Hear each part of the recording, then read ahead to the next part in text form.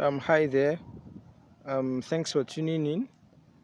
This video, which will be the very last episode of the Creative Writing as Viable Tool for Mass Communication series, will be exploring the steps involved in writing or in coming up with a literary piece, be it fictional or non-fictional. And here we go. So, steps in scripting a satisfactory piece of writing. There are 5 steps. This could differ from writer to writer, but for me, I believe there are 5 steps to writing a satisfactory piece of writing, or a beautiful piece of writing, or in scripting a beautiful piece of writing, regardless. So the very first one of them is conception stage, which is followed closely by the research stage, then the idea structure stage, then the most important one of them, the content formation stage, and the final stage will be editing and proofreading. So these stages are sequential processes that one should follow, or one needs to follow before or while scripting, or while coming up with a piece that is agreeable to the readers and achieves the goal of writing, which is communication.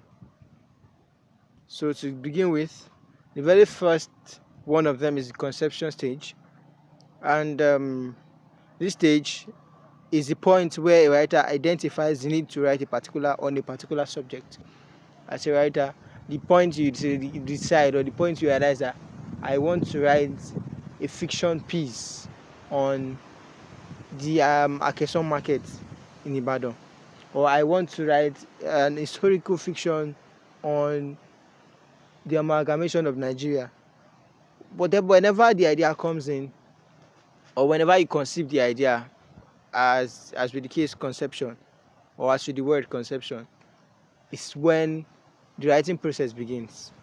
So said it could be to create awareness, fulfill academic requirements, call for action, provoke reactions, sell a viewpoint, break news, and lots more. Those are the different purposes of writing. It could be to create awareness.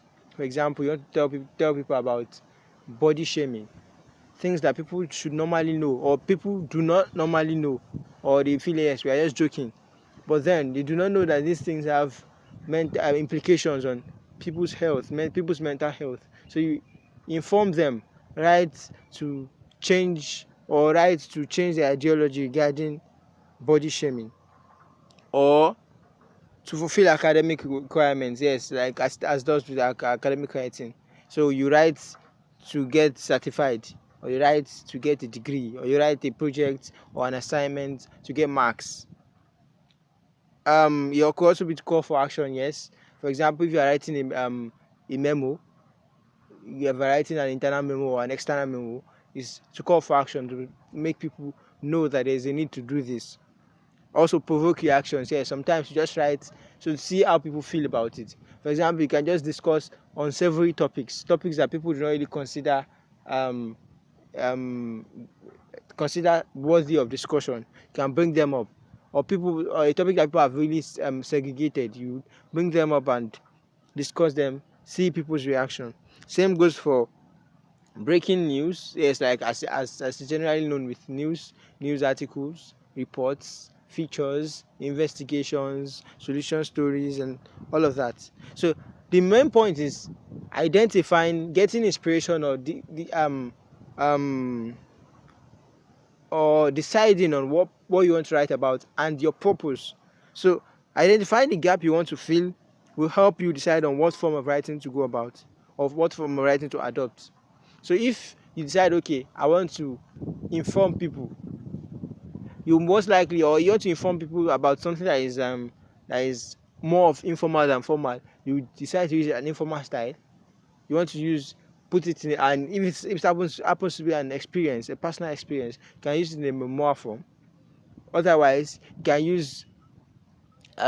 make use of, if it is a dangerous topic, one you do not really want to be indicted for, you'd go with satire or something like that. So the next stage is the research stage. Yeah, research is very important. It's an integral part of human development, human evolution, and every form of writing requires a level of research. Yes, no matter how or what form of research, research doesn't have to be strictly online, it doesn't have to be strictly offline, it doesn't have to be. There's no rigid form of research. The process of just getting to know the truth is research on its own. So research is an integral part of non-fiction, and it's also necessary for pulling off near true fiction pieces that are relatable, not fiction pieces that are based on ethereal ideas. So when you want to write a news piece, for example, you interview witnesses. For example, you are writing about an incident, you interview witnesses, you interview authorities, and all of that. If you're writing about an academic field, you consult sources, read texts, consult experts in the field, and all of that. Then you'll be able to gather insight and write what you want to write.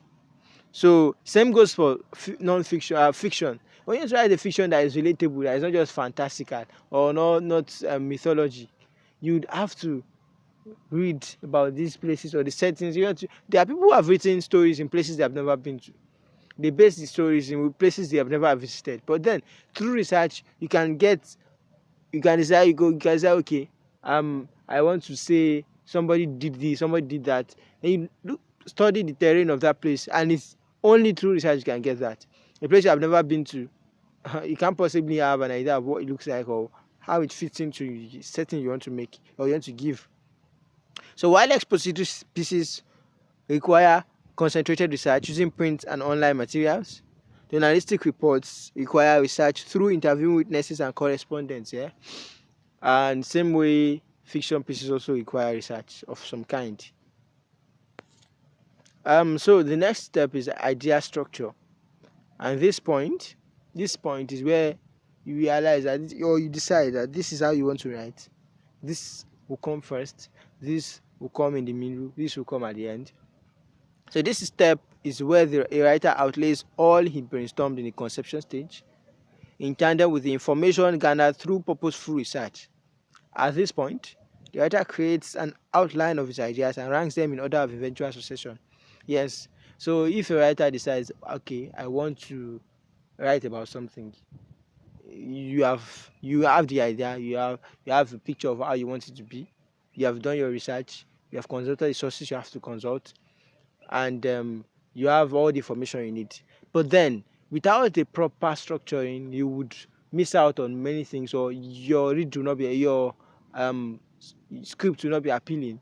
So you have to structure it in a way that makes sense. For example, some essays begin their essays with anecdotes. They start with a story that captures the audience.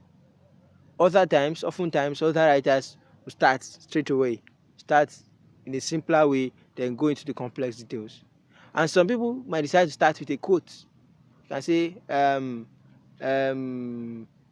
Herbert Spencer said, "The greatest aim of education is not knowledge but action," and you move into the story or into the piece you want to write.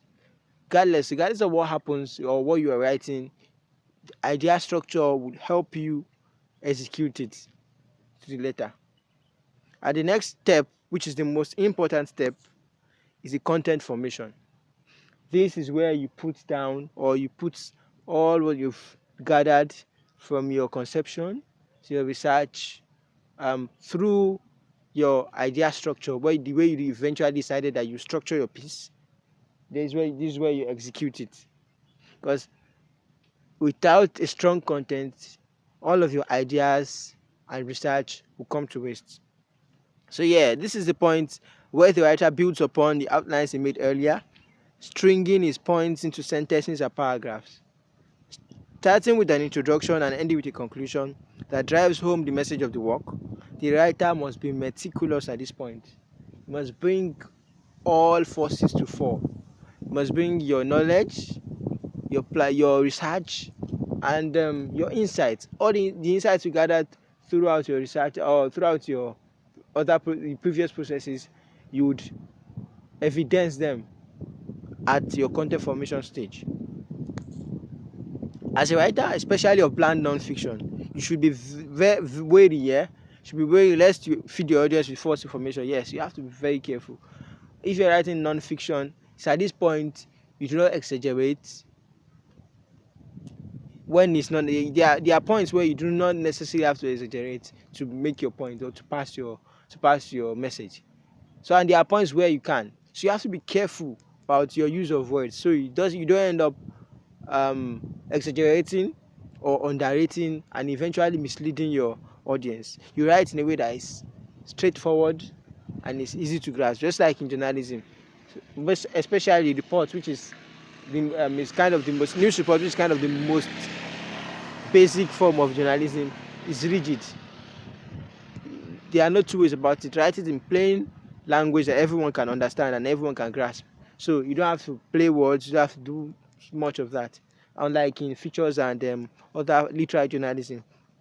So the content is what makes or mars a writer's work, and in my opinion, and in many people's opinion as well, is the most vital part of a literary work. Yes, if you have great ideas, you exhausted your time doing research, but eventually you pulled off a poor content, or you're not able to come up with quality content, all of your efforts might end up being in vain. Then the last step here is editing and proofreading. This point is second important one, yeah, because second most important step, because this is the step that defines the quality, or defines the quality of your content. Because your content might be quality, but then it needs this touch, because you must have made mistakes, grammatical errors, syntax, stuff like that, and in your work. And eventually, if you're unable to correct them, you end up writing a piece that might be well written, but not coherent. Just take for example when you write "he came," full stop, and he came, his father hit, or something like that, a complex sentence, and you forget to put your full stop or miss a comma somewhere. It changes what the sentence reads like. It changes the look of the sentence, and as such, it affects the comprehension of the readers, or the comprehension of the audience. This point is where is the defining point. It's the zest of everything you have been doing. If you have a very good research, a very good idea, you invested time on research, you structured your content well, your ideas well, and you came up with great content, but unfortunately you couldn't do justice to the proofreading and editing, then your work becomes half-baked, because despite having every other thing sorted out, you fail to execute it perfectly. That's why many people say editing or proofreading is the touch of adding a touch of perfection to a work that has been done quite well. And when you get to this point, yes, everything all said and done, the work has gotten to the end, or the work has gotten to execution point. So at this point is where you finalize everything, or you conclude your writing, or you conclude your creation process. And at this point, you can either do the proofreading and editing by yourself, or get a third party to do it. When someone a secondary, the person doesn't necessarily have to be a writer. This can just read through and tell you, okay, I think the verb and the noun are not agreeing here, or I think there's an issue here, or I think this place you need to tweak it for readability and all of that. So it doesn't have to be a writer, and it's better when you have a skilled writer to go through, or skilled editor to go through your works. But regardless, the point of editing is to iron out all imperfections, or as many imperfections as possible. So at this stage, a writer must address flaws like the redundancy of words, sentences and ideas, monotony or overuse of words. Monotony, yes, I hate monotony of words. I spot them easily. So most readers, they might not know, but there is this effect of seeing a word time and again. So once you are reading a piece and you see a word first time, you might not take note of it. You see it again, again and again and again. The person keeps repeating a sentence that it's not the topic matter or subject matter, keeps repeating it. It gets to a point where you get bored of the work and you just say, I will come back to it. So also epileptic grammar, malfeasance of punctuations, and other writing blunders. Negligence or lack of ruthlessness at this point could make a mess of well-scripted literature. As improper editing is a first put off for many literary enthusiasts. Yes, especially when literary enthusiasts see works of art, they go through it, and the moment they start seeing unnecessary errors here and there, it puts them off. They do not want to read it anymore because they feel there are better works they can invest their time on or waste their time, exhaust their time on, rather than wasting it on the work they have to correct or give contextual meanings to because of the mistakes the writer overlooked. And so this is, and most importantly, as a writer, you have to be a voracious reader. You have to read whatever you want to write. You read samples of such writing and see how others have executed such tasks, so you can have an oversight or insight into how to pull that off. But and so it's very important to read. Even when you are not, even when you have writer's block, you can always follow others' works, read them, pick one or two ideas. And as a writer, you don't just read for the stories. When you read a pick up a piece, you don't read for the stories. You don't read for just the information. Read for the information, pick up some styles, pick up some new words and everything. The writer is a very conscious person. It's not just about just reading. No, you don't read for reading's sake. You read and you take note of important things. So a writer is always evolving. So as a writer, creative writing, or as a literary enthusiast, creative writing is an important part, is an integral part of mass communication. And here is where we draw the curtain on this topic we have been discussing: creative writing as a viable tool for mass communication. Thanks for tuning in, and adelante para siempre.